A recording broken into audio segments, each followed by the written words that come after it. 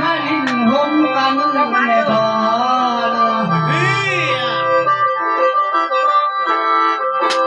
โอ้ยเด้ไผผู้มีผัวแล้วมีลูกมีเมียก็ตามสั่ง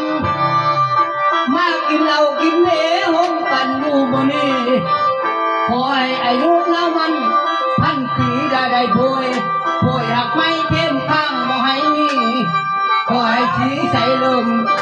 ผู้เดินเพ่งที่มาคำเลยขออายุเราเงามันน้ำกันจนทุกทูเด้อไอ้เท้าโอ้ยขันละมันคำแก้วให้ลำเข้าชูกระเป๋าลงมา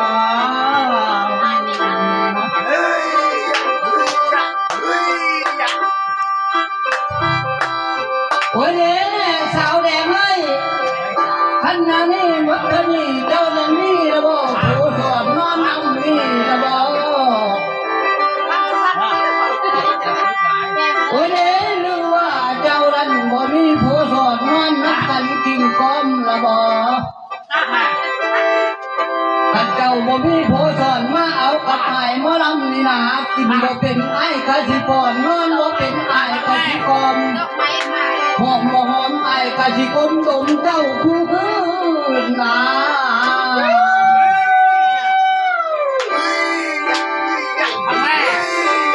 โอ้ยไอ้หมอลำเลยน้องก็คือกันทันแล้วขันกันแน่ได้อายเวหายน้องบ่เฮยจ่าเวหน้าน้องบ่เฮยต้อง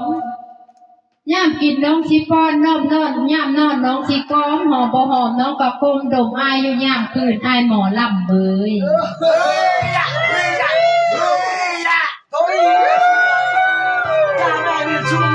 ซอยพี่น้องท่านซอยลกที่แต่ตีเวทผู้สาวเจ็ดแปดปั่นน้ำตาตกน้องเอ้ยมาตามค้อนมาผ่านข้อที่เป็นผู้ชายนั้นพี่พระไฟสีคืนหลังอันนี้ก็ว่าสวย